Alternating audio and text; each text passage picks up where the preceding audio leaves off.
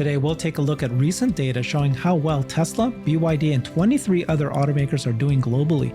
This follows data from last year showing Tesla and BYD selling more battery electric vehicles than all other companies combined. Second, Kia has announced they will give you cash incentives if you currently own or lease a Tesla. Customers can get an additional $1,000 off to their current $7,500 cash incentive. Kia is doing what they can to convince Tesla owners to give them a try. Elon Musk replied, saying Tesla never has to bribe Kia owners to buy a Tesla. Third, Lucid just teased their upcoming new midsize electric SUV priced around $50,000. Lucid also confirmed its first electric SUV, the Gravity, will feature Tesla's NACS charging port next year. So we've got Brian White joining us today. He's the host of his incredible, fun YouTube channel called FutureAza. And he just travels. He goes to where the stories are, and he's one of the only people I know that just regularly goes to these key areas. I really do appreciate when you do that, Brian. Yeah, it's so much fun. Last weekend, I went to the Electrify Everything show in Canada, up there in Vancouver, BC. What a beautiful city. So many great topics, so many great panels, so many great vendors.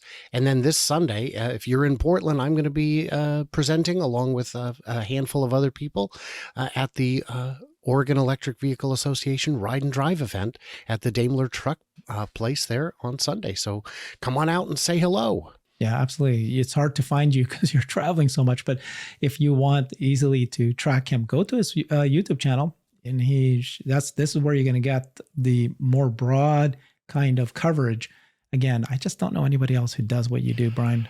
Really, really appreciate that. You go out there, you talk to the people. It's how I gather my experts. I now have engineers and retired engineers from coal, nuclear, hydro. It's, and of course, across the automotive industry. Suppliers tell you stuff, secret stuff. Okay, so that's great information from AJ. You can follow him at text called ALOJOH, Aloja. And he put together this table, this chart. I don't know, call this a chart. This is from second quarter of 2023 to the second quarter of 2024, just ended. Here's what's going on in the global EV sales leaderboard. Thank you, AJ. You can see Tesla as a leader right up here. You got BYD as the leader right up here. And I believe, do you know the colors? Can you tell the difference between the colors? Blue. Yeah. So I think it's quarters. Green. Yes, but and the green I think is either is projected or in progress.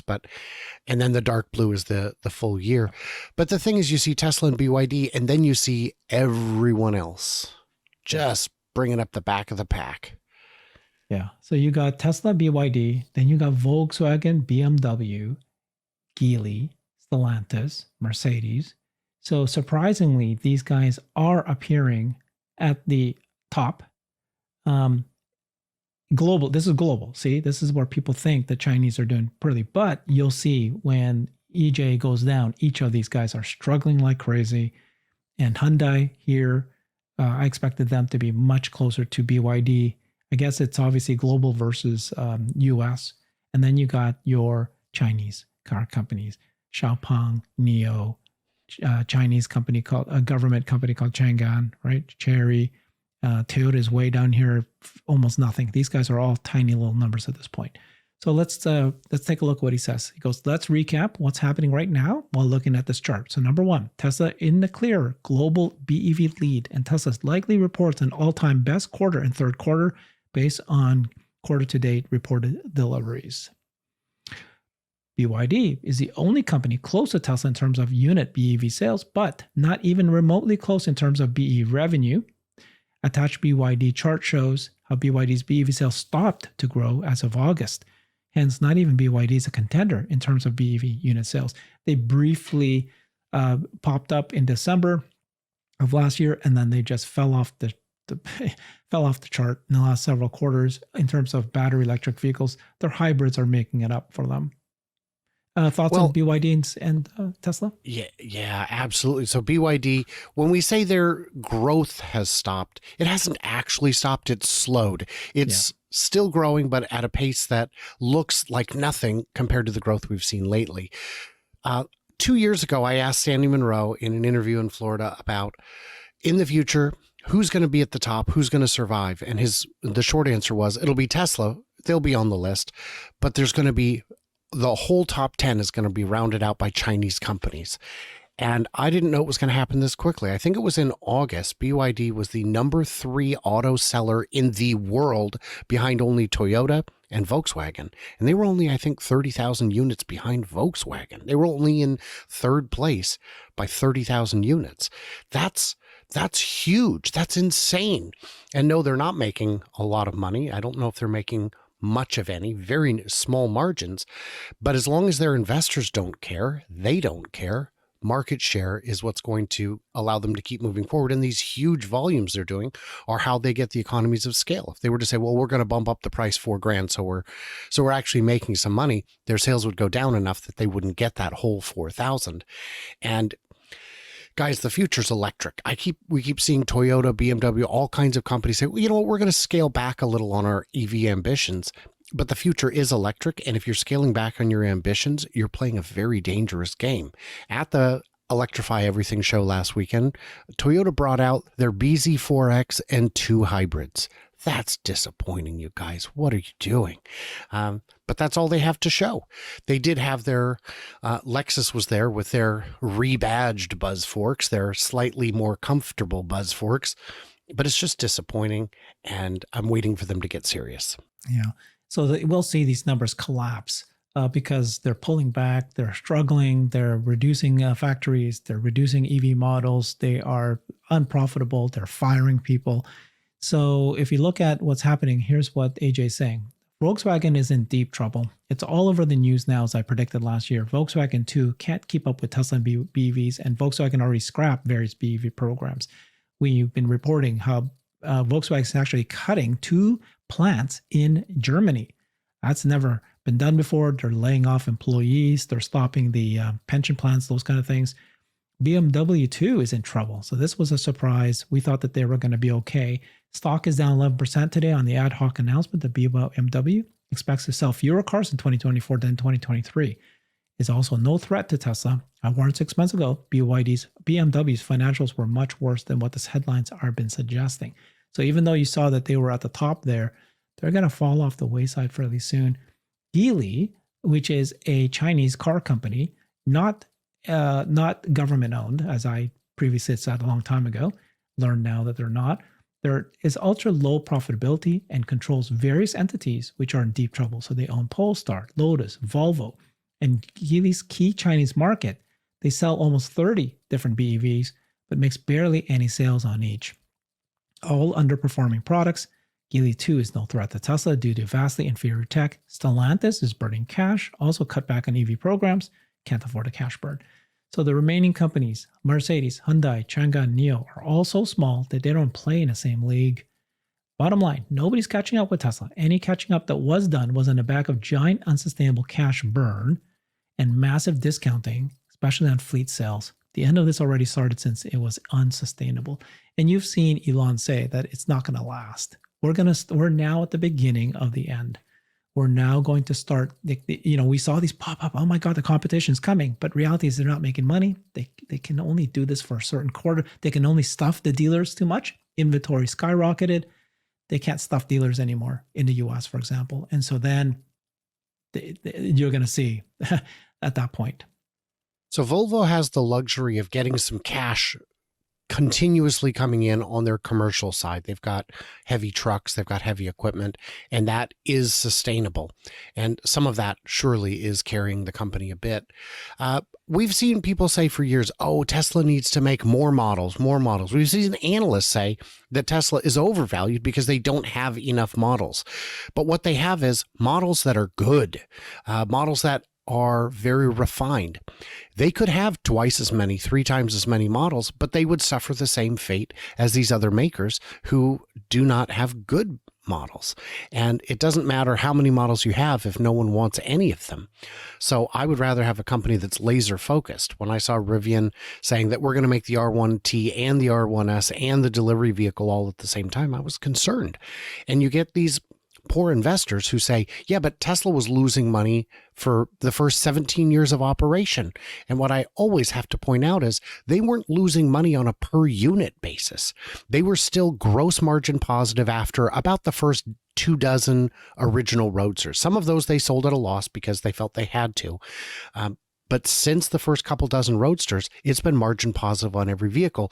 If you're making a small gross profit on every vehicle, your path to survival is clear, sell more vehicles. But you look at Rivian, you look at Lucid, where they're literally building cars for more than it costs, more cost than they're able to sell them for. They are literally losing money on every vehicle they sell. And in that case, the only way to lose less money is to sell fewer vehicles, which is something Lucid is very good at, selling fewer vehicles. So I don't know how you get through to these investors that when you're losing money on every unit, it is a recipe for failure. Yeah. You will waste away. They can keep raising money, billions and billions being put in from investors. But like Elon said, they're not long for this world if they can't solve their cost-cutting issues or cut costs and cut prices. And how are you going to cut prices to get while adding autonomy? Autonomy is going to be another layer of cost that these vehicles have not factored in. And then they're going to be even more deeply negative. It's a concern. Okay. Let's so just more data points that we've got here is Jan of the EV Universe pointed out that Tesla and BYD sold more battery electric vehicles last year than all the European automakers combined. This is coming from Bloomberg, this report here. This is last year, 2023. You can see that Tesla and BYD, 1.8 million, 1.6 million. Volkswagen, 780,000, 376. This is why I thought BMW might be okay because they're finally selling it at volume. But I'm with you on that. I'm more hopeful for BMW than I think BMW is, because 307 selling half as many as Volkswagen, well, you're a company that's a tenth the size, is pretty impressive. So I'm not as concerned. The Stellantis figures, you say, really? What BEVs are we talking about? The ones in Europe, they don't make it across the pond. A lot of them have shorter range. There are reasons that they're not popular here.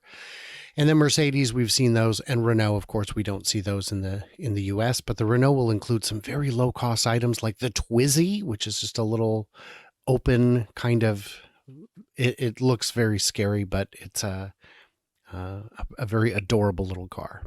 All right, here's what's happening. So we've seen these guys suffering. Now, Hyundai Kia is doing well. They're selling good cars, good electric vehicles, but they are, you can see the incentives. So as we talked about earlier, as all these inventory goes up, you'll see more incentives because these dealers and the car makers have to sell these cars that nobody's buying. Here you've got a strategy by Kia. This is interesting. They are trying to steal Tesla owners by giving a cash incentive if you're a Tesla owner. So if you want to switch from your Tesla to a new Kia EV, and by the way, you don't have to sell your Tesla. They just, if you're a Tesla owner, we'll give you an additional $1,000 to $1,500. So this is the news. Kia will slash the price of a new EV6 or EV9 if you drive a Tesla. You add up the incentives that they've been going, it can go all the way up to $9,000. They're really trying to, again, I'm not sure about their profitability at this point, but they need to sell. So the Tesla is the biggest player by far over a decade. It's seeing the sales go up, go down after years of gains. Meanwhile, these traditional automakers are trying to woo the crowds with newer and flashier cars, and it's working, at least for some of them.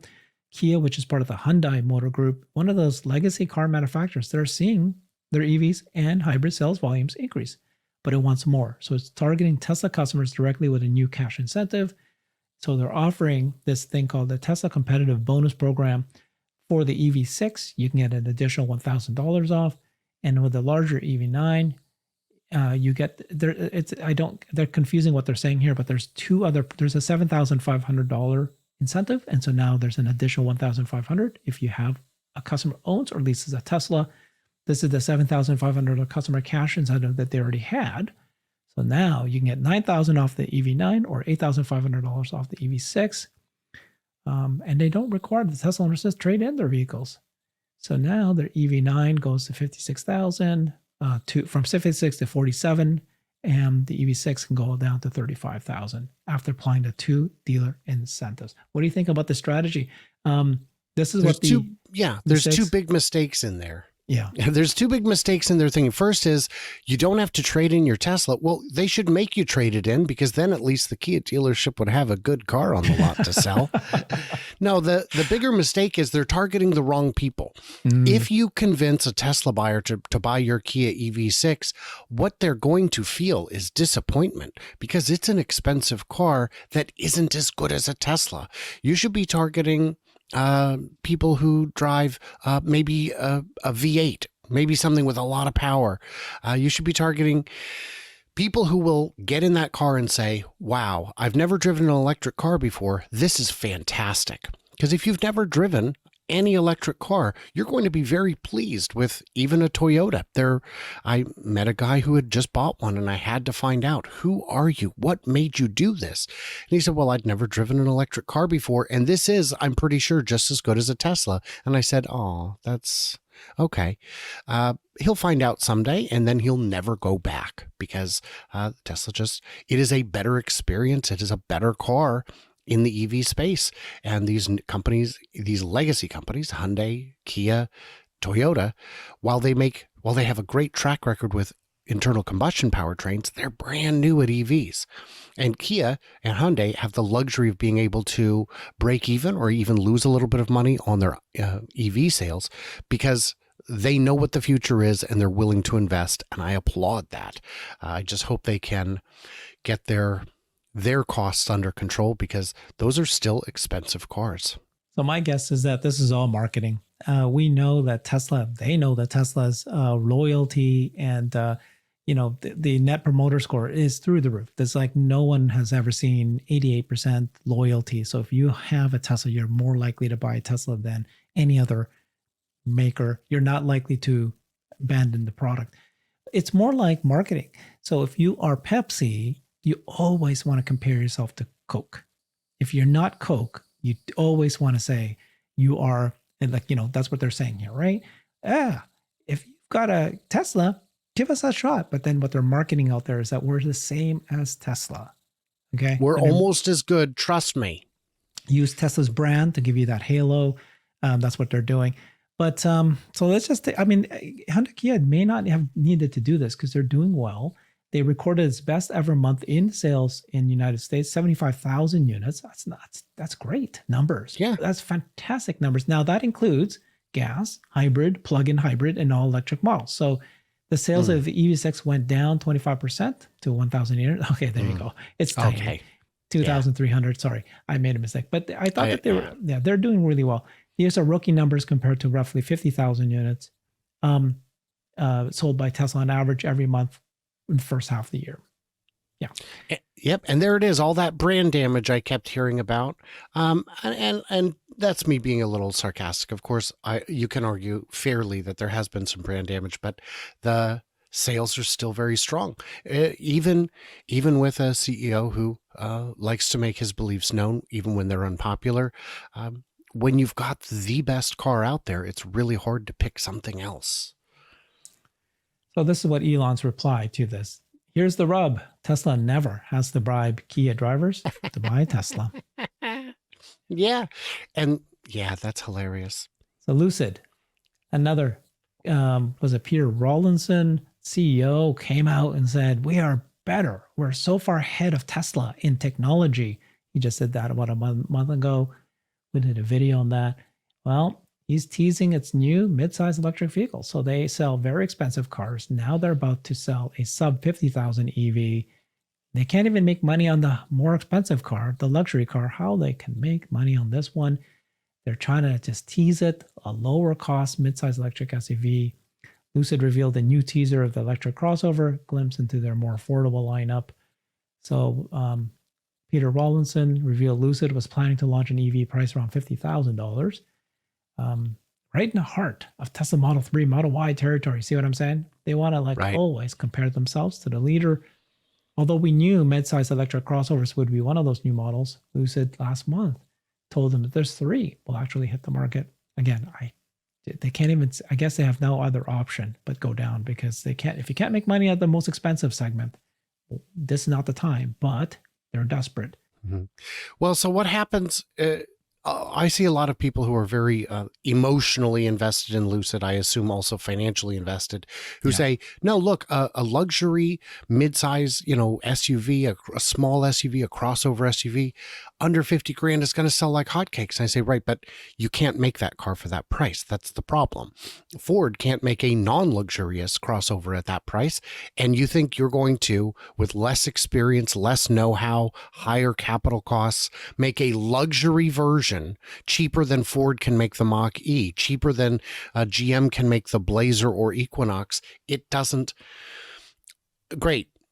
Price them at 50 or less. Price them at 45. Sell as many as you want. Hopefully your backers will continue to pump infinite cash in to make it happen. But as soon as the Saudis decide to pull the plug, it's over. That's it. And I would be terrified to be so indebted to one party, especially if that party is known for some, medieval style retribution at times. Oh boy. All right, let's not go there, but this is what the Lucid cars look like.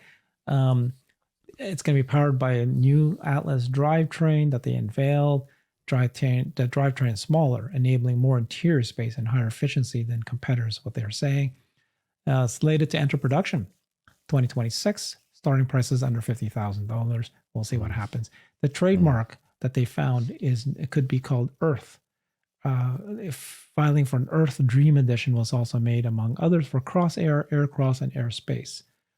So the Air Pure, being the most energy efficient mass production car ever, the company will build upon the tech and innovations used in its current EVs to unlock even more range and efficiency. Then they also announced that the Gravity, their first electric SUV that's going to come out in 2025, the production is expected to begin later this year, ahead of customer deliveries. It's going to have a NACS supercharger, Tesla supercharger.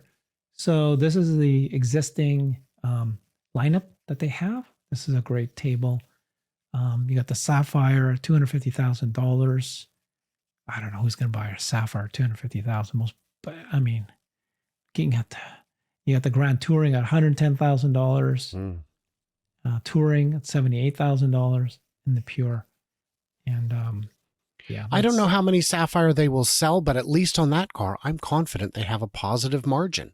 The Grand Touring, I think they also have a positive margin on that. But if you look, that is a huge gap between Touring and Grand Touring, and 620 horsepower on the Touring is already quite significant. I would think that extra 0.4 seconds is not worth an extra 30 grand. But if they can get that out of it, then great, then get that out of it. The styling on these vehicles has grown on me, and I think their colors are excellent. Yeah. But I'm not sure I'd feel comfortable counting on the warranty of a company that's in such a shaky financial situation. So the other thing they announced is that the Lucid Gravity is going to come with an NACS charging connector, allowing access to 15,000 superchargers. Then Hyundai also announced that just a few days ago, Lucid Gravity. So they're basically going to build their new car with the actual charging, just like a Tesla. You can plug in a Tesla supercharger. It's going to be right built in, no adapter needed. And I think the Lucid at least put it in the left side, the left rear side, which is the way Teslas are built. But I think people are saying it doesn't matter, right? Because the cores are much longer now.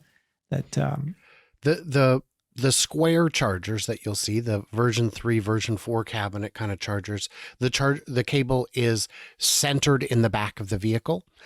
So whether you nose in or back in, it would be able to reach both sides. So that gets you access to not all of the chargers, but a whole lot of them, and all of the ones that are being built moving forward, which is exactly what's needed if you're going to have other cars on the network. I think it's a fantastic move. Getting onto NACS, it is the de facto standard. You don't have to do it. You don't have to do anything. You don't have to sell cars, but this will help you if you make that decision. Thank you so much, Brian. This was a good global look at all of the cars, how they're doing, how Tesla's doing with BYD and the other car companies. You got Kia, it's showing a little desperation, going to give an incentive. You got Lucid kind of always still out there going, we're better than Tesla. We're better than Tesla. Any opportunity you can say. So this is good. Thank you so much, Brian. Take a look. If you want more deep dives, yeah, Brian has really deep dives in every single one of these cars.